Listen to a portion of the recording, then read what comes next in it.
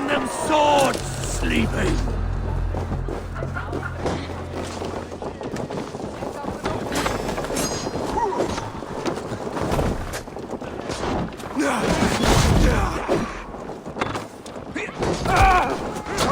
Give me strength!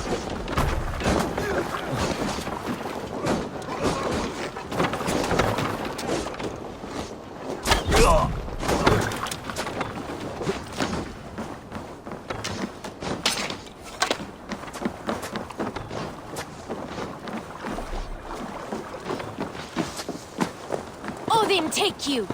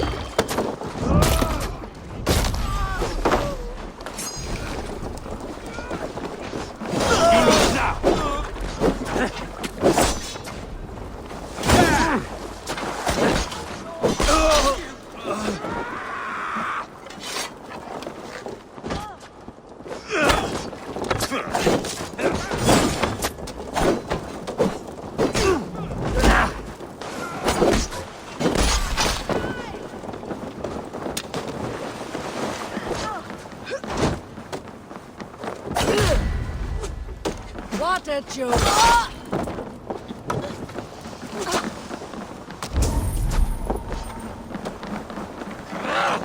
Die!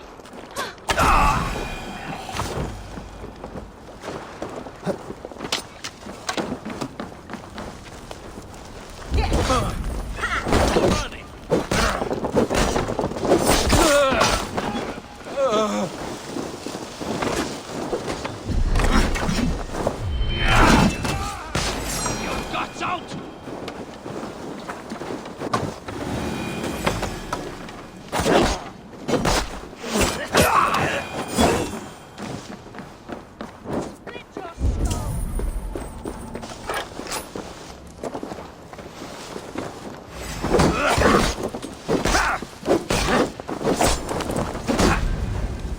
Round the side! Hurry! Thor, guide my blow!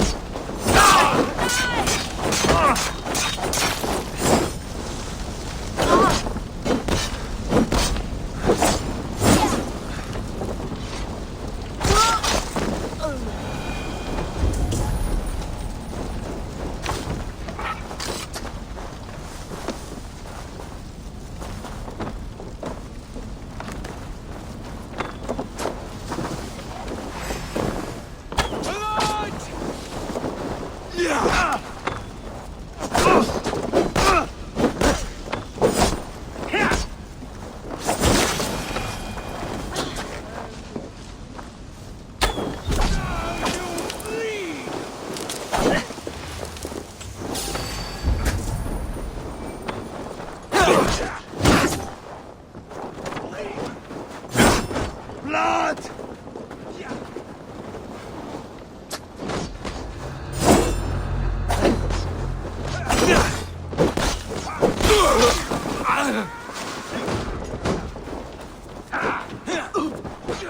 Give up! Shit!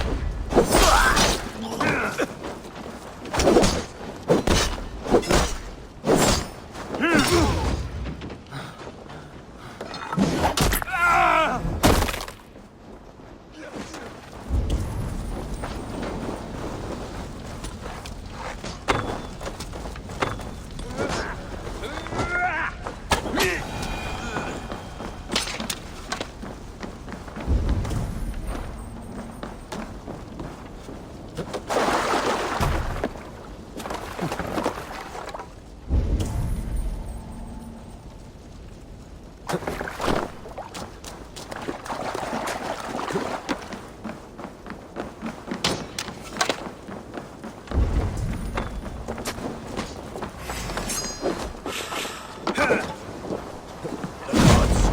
you die!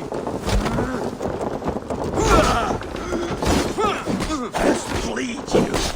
Stick with me. Almost there. You're mine. Mine.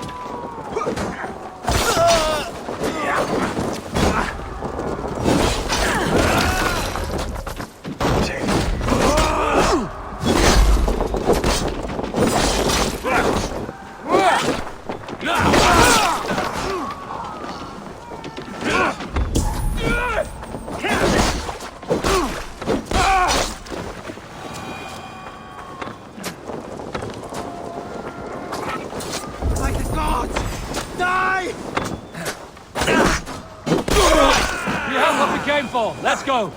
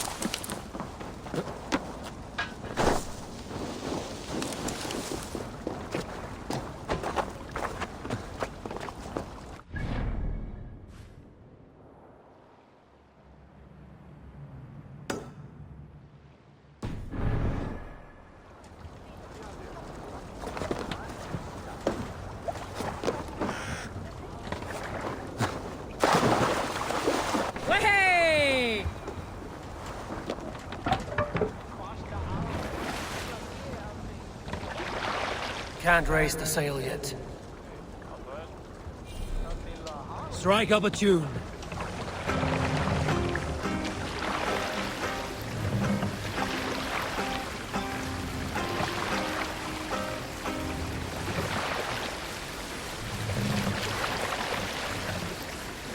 No raising the sail here. Sail is very needed. Sing, my ravens.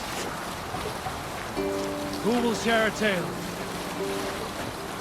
Oh, you have likely never heard the story of the time Odin and Freya appeared before me on a dark winter's night. They called you their orphan child. Yes, dog. We've heard the tale, a story from my youth.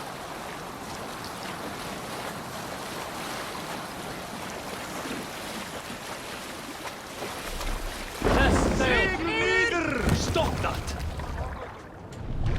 Can't raise the sail here.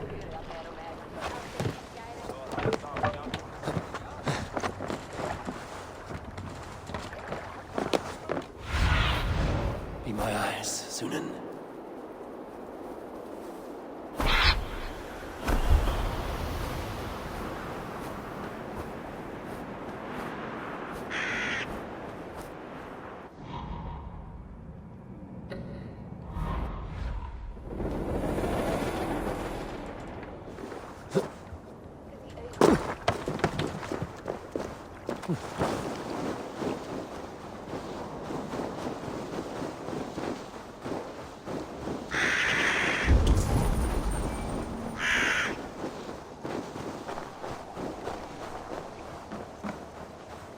Is anyone home?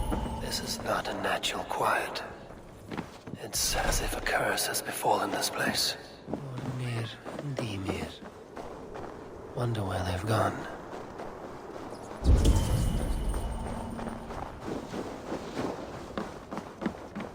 Ymir was killed.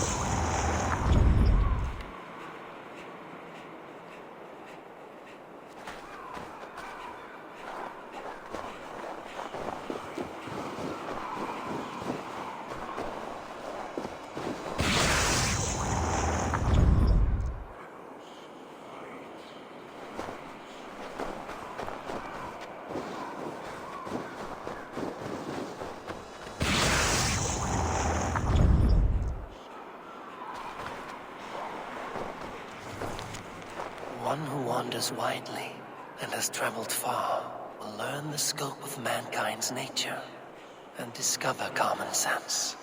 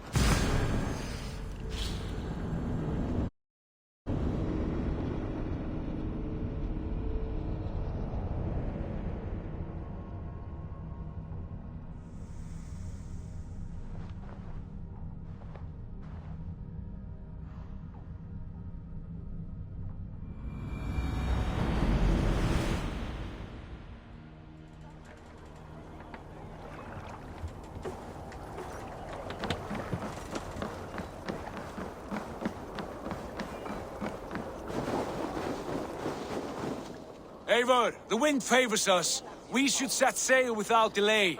You made quick work of packing. Well done. The dream of new lands is a powerful lure. As is the promise of glory.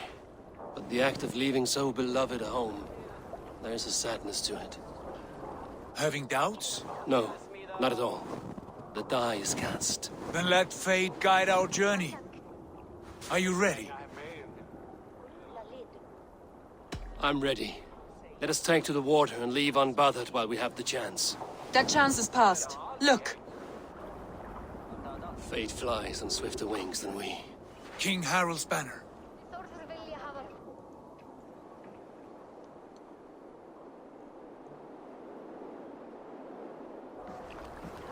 Sigurd, what is this assembly? What are you planning? An exit, father. As graceful as I can. For if I cannot be king in the land of my birth, I will start a new saga. In England. Nonsense. Your place is here, son, at my side. There will be other victories soon. Other glories. My choice is made, father. Do not hope otherwise. There's nothing for me here. I must go make my name in the world.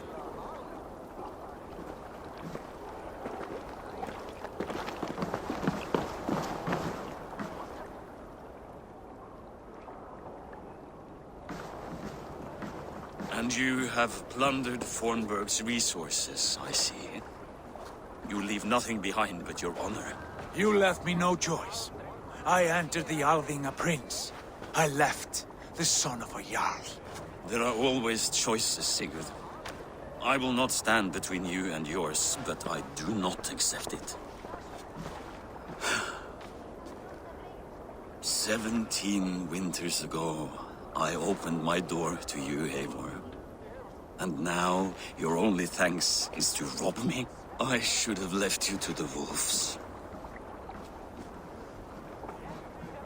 Sad old elk. Do not carry his words with you to England. He brought this day upon himself. I know.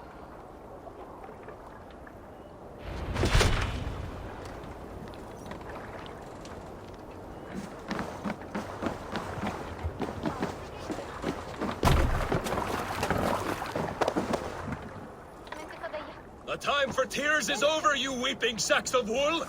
Put some muscle into those pulls! Ration your strength, dog. We have an ocean to cross.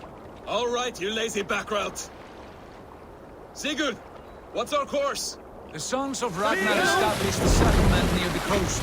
We set sail for them. Bragi, sing a song to lift our hood. To rouse the gods!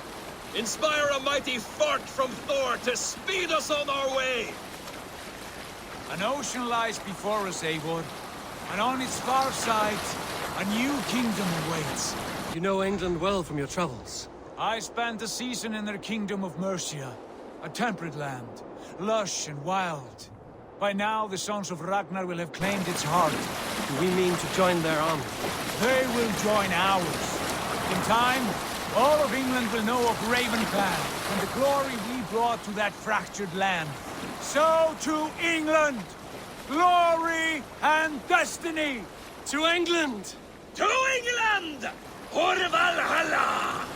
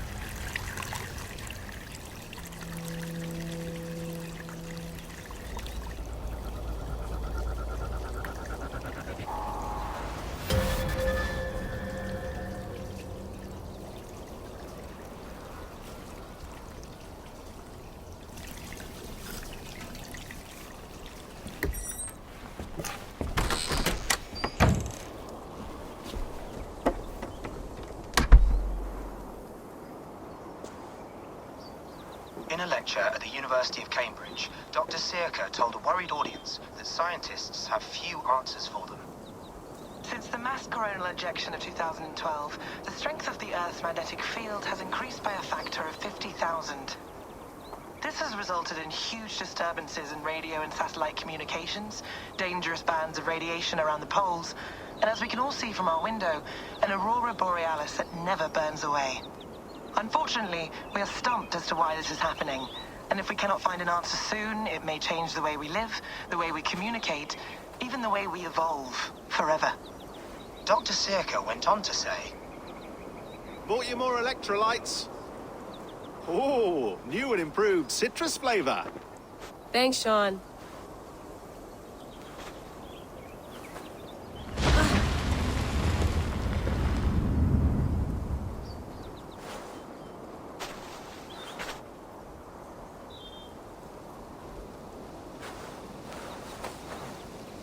How do we fix this?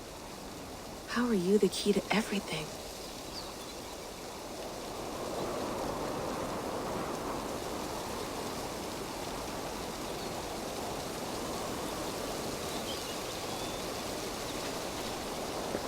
You're a long way from home, Eivor.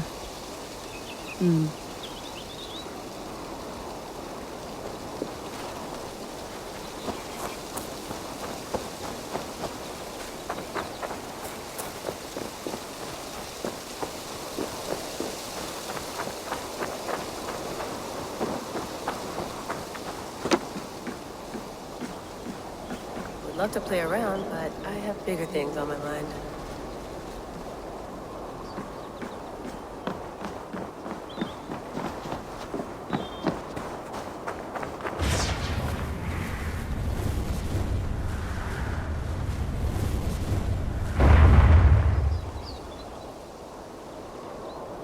Another satellite. Damn. I'm not going anywhere. Not yet.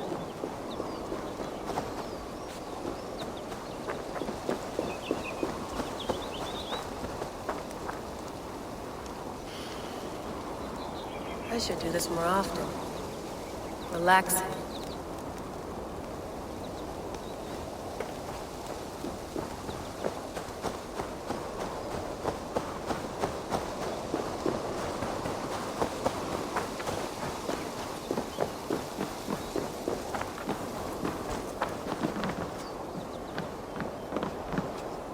Beautiful. But it's not normal.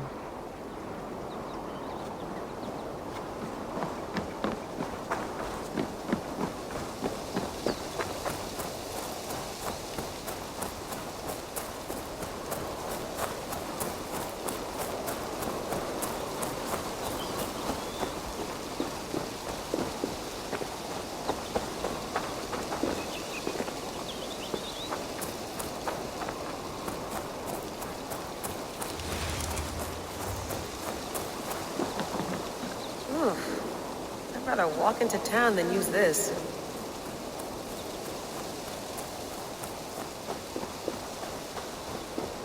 Some quality stuff here. Oof. Mint tea is not actually tea, Bex. It's an infusion. It's really just dirty, minty water. I don't care what you call it, Sean. Did you buy any? Of course I did, love. Hey, sorry about pulling you out. The generator was sputtering. That's fine. I needed air. How was the Animus data stream? Comfortable? Felt pretty stable after a while. Good. Just give me a sec and you can jump back in.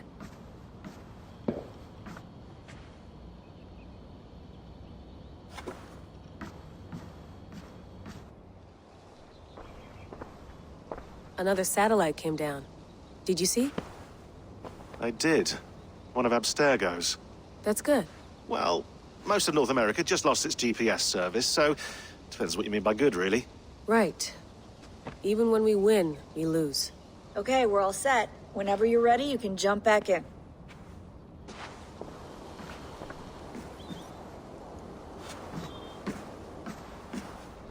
You gonna put this in the fridge, Sean? Of course. In half a minute. Remember, tomatoes go on the counter, not the fridge. Please enjoy your stay. Remember, all the garbage must be packed out, and please water the plants once a day. Yeah, I won't remember that. Sean, don't forget to water the plants while I'm under, okay? I'll add it to the calendar and tattoo it on my leg. Let's have a look.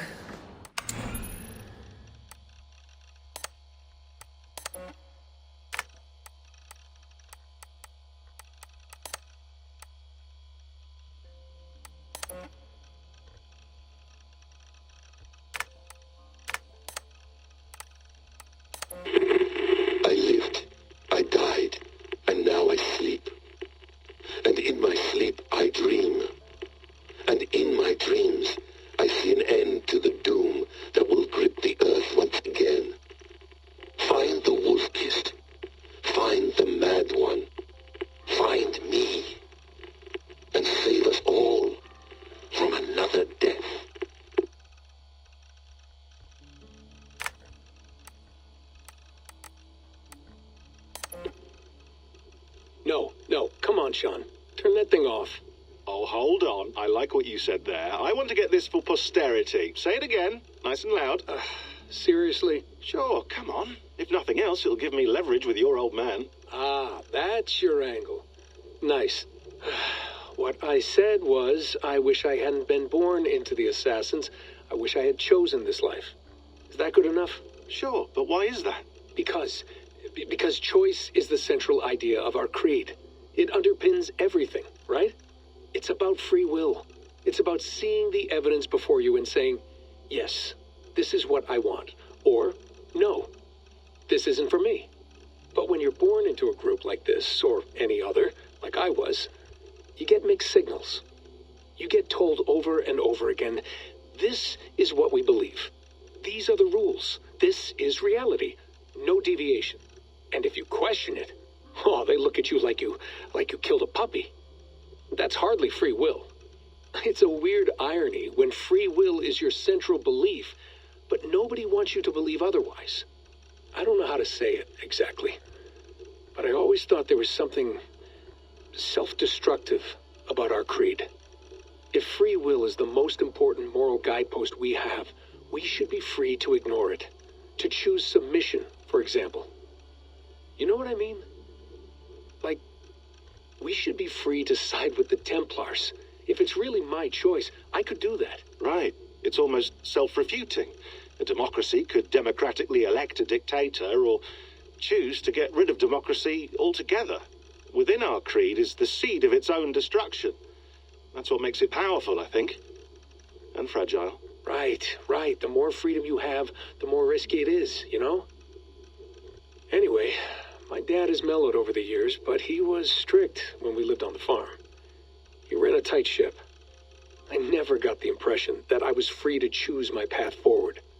Our creed, our tenets, they were drilled into my head. By the time I was a teenager, I was following these rules out of a sense of duty. This was just what we did. That happens to a lot of organizations over time. The stagnation sets in, you know? The fundamentalism. Yeah. Following the rules becomes more important than achieving whatever goal you set out for yourself. And people start to lose sight of the reason the rules exist. That's called deontology, or a form of it. Following a rule for its own sake and not for the consequences it has. Yeah, but that feels backwards, doesn't it? Well, I think so. Following a rule is the easy part. Praying, taking a sip of wine, munching on a wafer. Rituals that give comfort. But that's just going through the motions. It makes people feel like they're doing something. When the hard work is, well, actually getting off your ass and doing something productive. I think people just want boundaries. Tight boundaries. They want to see the four walls that pen them in. I don't disagree. Anything outside that, anything that makes life more complex, that's scary. That's why I envy you. You chose this life. You went through that process and you decided, yes, I believe in this. Sure. It didn't stop me from being an insufferable know-it-all as a teenager, but I see your point. I would have loved to have been a know-it-all. I knew nothing. Not until you guys found me. Yeah. It wasn't until I met you, and Bex and Lucy, that I knew. I knew I wanted to be an assassin. Oh, thanks, Des. Come here. Bring it in, bud. I don't normally like touching, but I'll make an exception now. I am not hugging you. You sure? Because I smell very nice today. Can you just turn that off?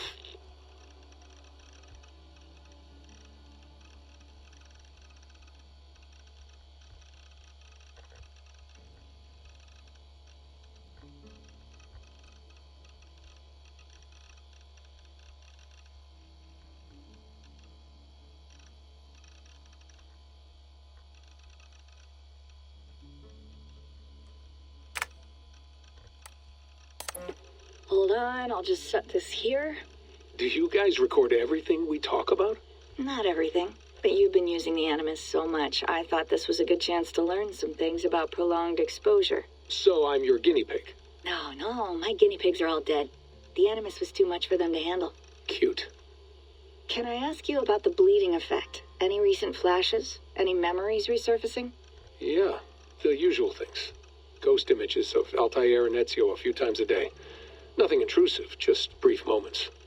They pass quickly, almost without me noticing. Like a figure in the corner of my eye. Or remembering a dream from the night before. I did have one extended hallucination a few days ago. It was Ezio. He was older, around the time he left Cappadocia. He was standing on the deck of a ship, alone. And through him, I could feel an intense regret or guilt. And it felt to me like he'd had a loss of faith. In himself, in the creed, like he couldn't keep it up. Couldn't stay true to his ideals. And as I watched him, I thought, is this the moment he decided he was done being an assassin? It felt like it. Anyway, most of my visions have been brief, lasting just a few seconds. They're like complete memories of small moments that appear suddenly out of nowhere, fully formed.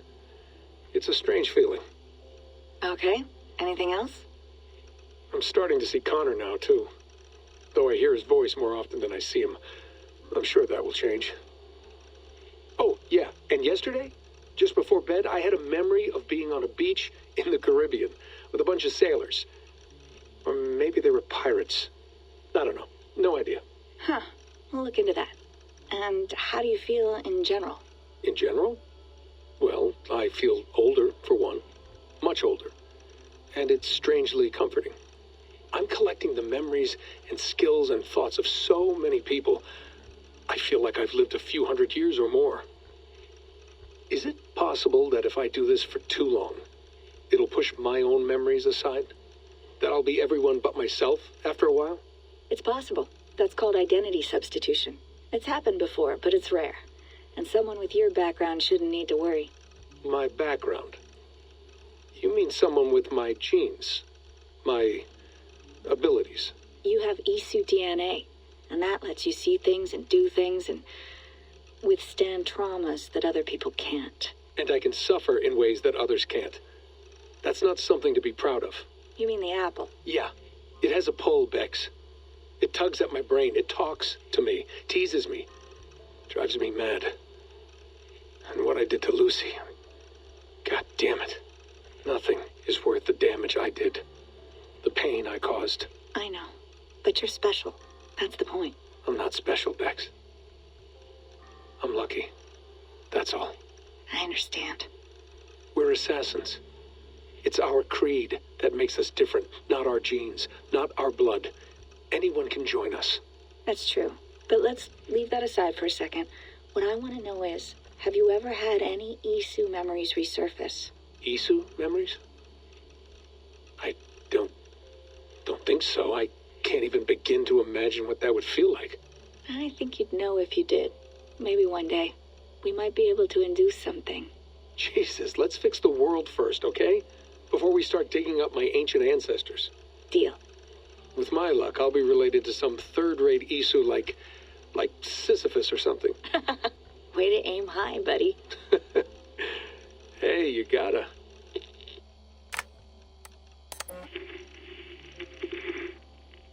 Layla, thought you might be interested in this. Conversations that Bex and I had with Desmond back in 2012. December, I think. Just candid talks, that's all. We didn't square any circles or write any beat poetry. But he did have some interesting insights into his time in the Animus and what it means to be an assassin. Anyway, have a listen. You might find you and he had similar experiences. So, well, let me know what you think. Unless it's to tell me I sound like a total prat in these recordings. If that's the case, just say nothing. I mean, I did have a slight cold at the time I recorded these. That's probably why I sound odd. Anyway, okay, I'm done anyway. So, turn off. Turn off. Oh, it's actually just a button. Sorry, here we go.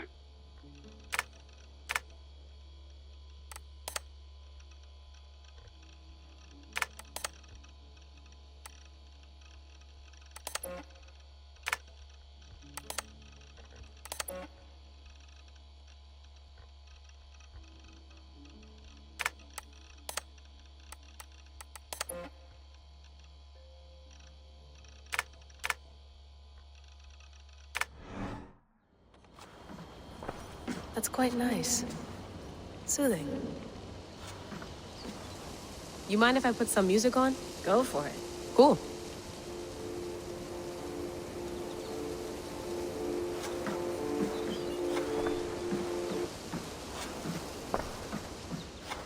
Sean has been busy. Hello, Layla. Sean, what do you make of the grave out there? Well, it overturns a few hundred years of scholarship about the first Europeans to set foot in North America. Apart from that, it's just a bunch of muddy bones, isn't it? Can we talk about this thing on my neck for a second? Ah, the mood stabilizer. Yes. It's not harmful, is it? I mean, I feel good, but I want to make sure there's no side effects. There shouldn't be. It's only blocking outside signals, a passive effect. So the staff doesn't, you know, mess with you. Sean, what happened last year, I had no control over that. I tried to resist. I understand. And your old team, maybe they don't. But we've seen that sort of thing before.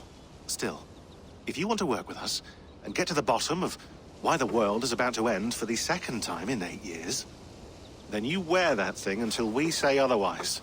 William's orders. I know. It's not a problem. It's just a few more weeks, yeah? Just until we figure this out. You're right. I know you're right.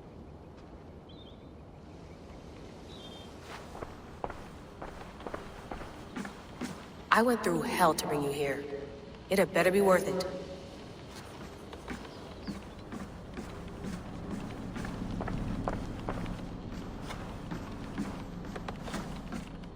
Feeling okay?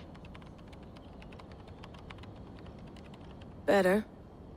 But I'm worried that it could happen again. The 2 data streams. I can't promise it won't. I barely understand it myself. It felt like 2 minds, fighting over 1 brain. It hurt like a shotgun to the head. Right. There's something about this Viking's DNA sample that feels dense, noisy. Could it be the staff? Interfering somehow? How do you mean? My headaches, my temper. They started the day I got that thing. I hope you're not making excuses for, you know, your friend. Jesus, no. I'm not. Sorry. Just take it easy. And if you feel yourself slipping again, let us know. I'm trying. I really am.